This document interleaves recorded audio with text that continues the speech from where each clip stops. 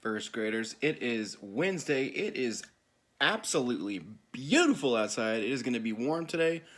You better get outside today. Chapter 5, jumping on into Dinosaurs Before Dark from the Magic Treehouse number 1. Chapter 5, Gold in the Grass. Go, go, said Jack. He threw his notebook into his pack. He pushed Annie toward the rope ladder. Bye, Henry, she said. Go, said Jack. He gave Annie a big push. Quit it, she said, but she started up the ladder. Jack scrambled after her. They tumbled into the treehouse. They were panting as they looked out the window at the dinosaur. He was standing on the hilltop, eating flowers off a tree. Oh, man, whispered Jack. We are in a long time ago. The dinosaur looked like a huge rhinoceros, only he had 3 horns instead of 1. 2 long ones above his eyes and 1 on his nose. He had a big shield-like thing behind his head. Triceratops, said Jack. Does he eat people? Asked Annie. I'll look it up. Jack grabbed the dinosaur book. He flipped through the pages. There, he said. He pointed to a picture of a Triceratops. He read the caption. The Triceratops lived in the late Cretaceous period. This plant-eating dinosaur weighed over 12,000 pounds. Jack slammed the book shut. Just plants, no meat. Let's go see him, said Annie. Are you nuts? Said Jack. Don't you want to take notes about him? Asked Annie. We're probably the first people in the whole world ever to see a real live Triceratops. Jack sighed. She was right. Let's go, he said. He shoved the dinosaur book into his pack. He slung it over his shoulder and started down the ladder. On the way down, Jack stopped. He called up to Annie. Just promise you won't pet him. I promise. Promise you won't kiss him? I promise.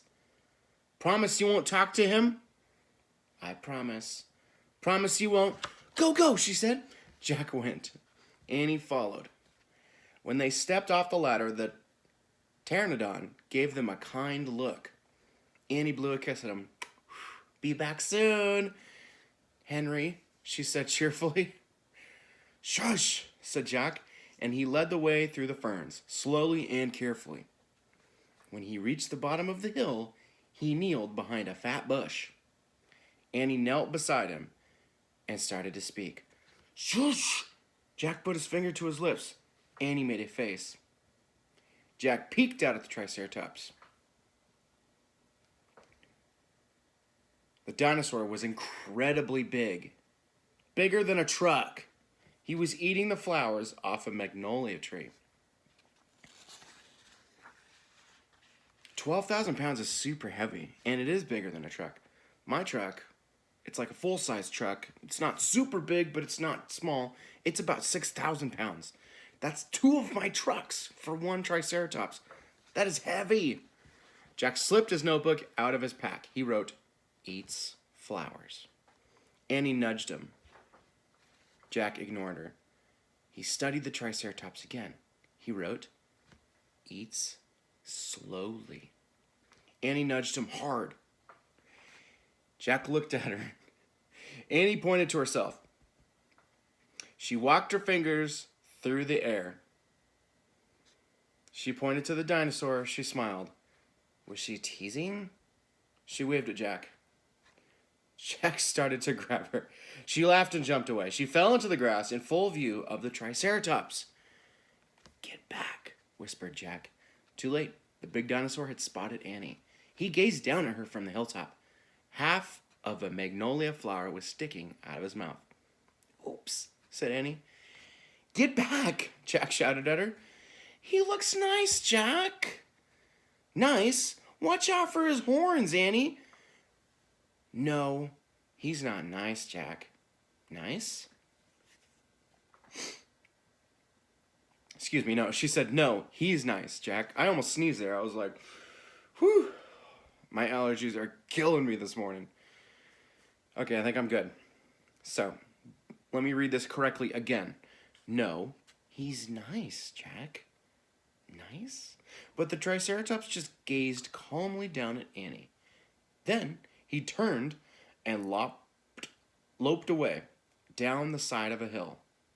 Like it's lopped away. Like, okay. Bye, said Annie. She turned back to Jack. See? Jack grunted. Ugh. But he wrote in his notebook, nice. Come on, let's look around some more, said Annie. As Jack started after Annie, he saw something glittering in the tall grass. He reached out and picked it up. A medallion. A gold medallion. Check it out.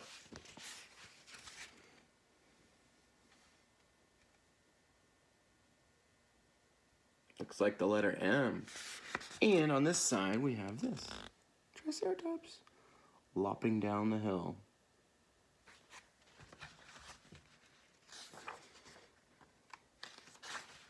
A letter was engraved on the medallion.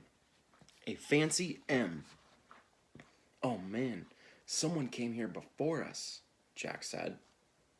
Dun, dun, dun. Chapter 6. Dinosaur Valley. Annie, look at this, Jack called. Look what I found. Annie had gone up to the hilltop. She was busy picking a flower from the magnolia tree. Annie, look! A medallion! But Annie wasn't paying any attention to Jack. She was staring at something on the other side of the hill. Oh, wow, she said. Annie! Clutching her magnolia flower, she took off down the hill. Annie, come back, Jack shouted, but Annie had disappeared. She frustrated me, Jack muttered. He stuffed the gold medallion into his jeans pocket. Then he heard Annie shriek. It's like a scream, like a really high pitch. Annie?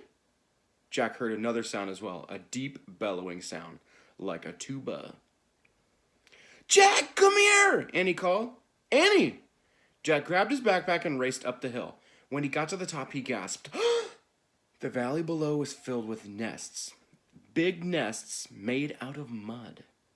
And the nests were filled with tiny dinosaurs. Maybe you guessed that already. Check it out. There he is on top of the hill looking down at the nests.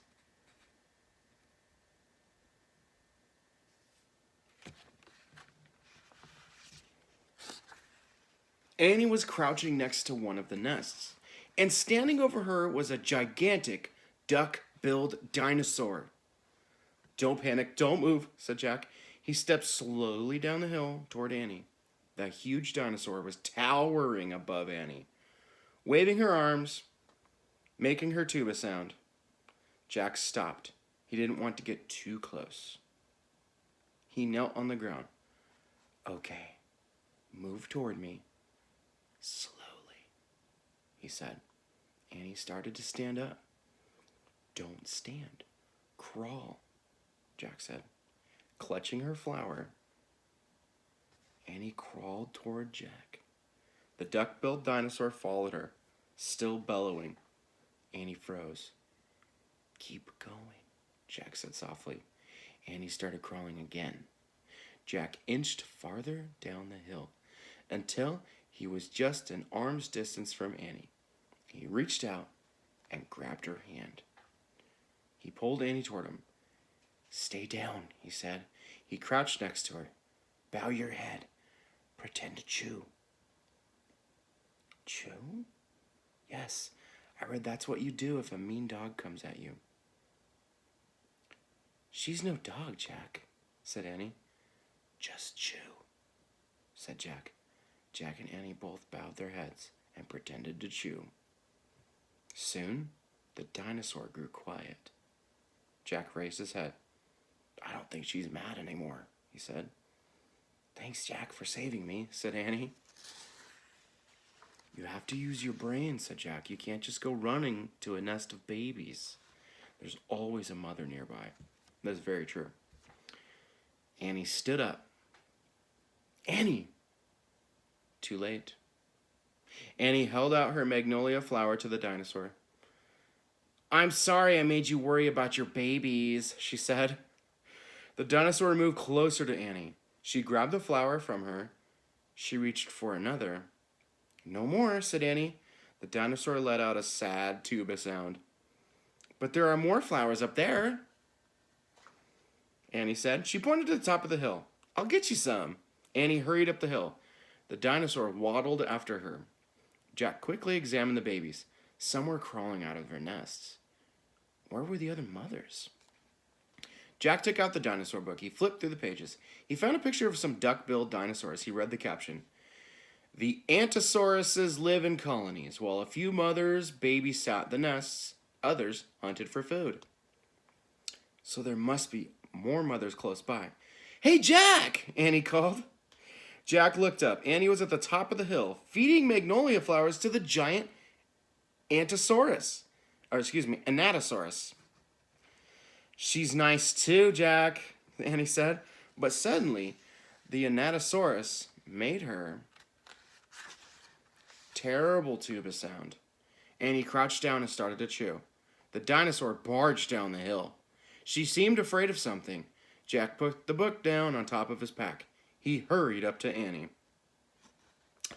Ooh, what could the dinosaur be afraid of? Perhaps a bigger dinosaur? Perhaps some sort of meat eater? Picture. There's Jack running down to Annie. And then we've got our Anatosaurus. Does kind of have a duck bill, doesn't it? Familiar looking for sure. I wonder why she ran away, said Annie. We were just starting to be friends. Jack looked around. When he saw what he saw in the distance, almost made him throw up. An enormous, ugly monster was coming across the plain. He was walking on two big legs and swinging a long, thick tail and dangling two tiny arms. He had a huge head and its jaws were wide open. Even from far away, Jack could see his long, gleaming teeth. Tyrannosaurus Rex, whispered Jack. All right, chapter 7. This is my last chapter I'm going to read today.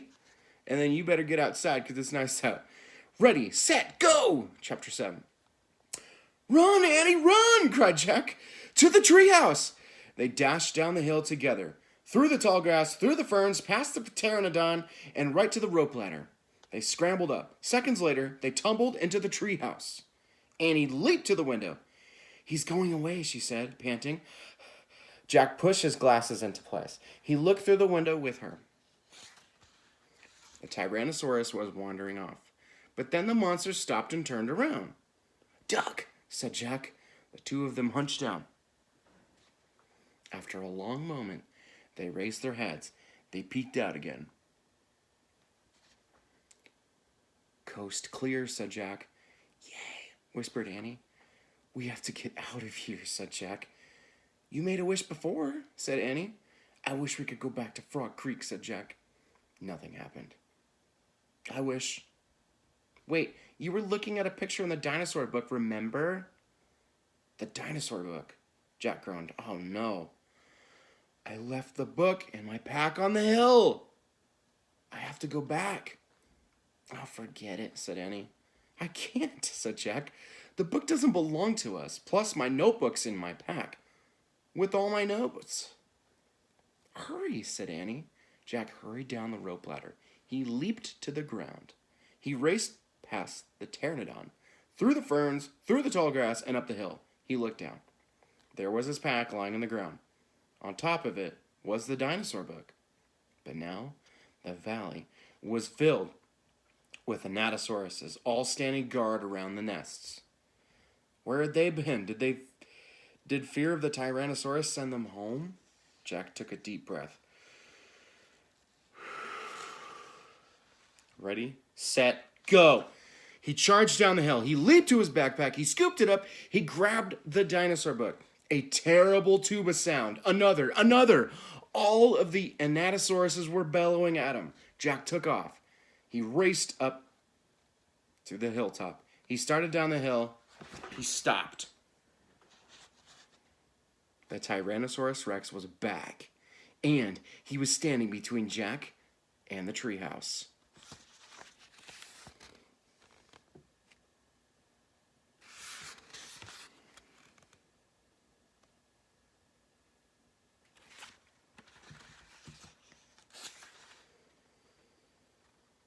Whoa.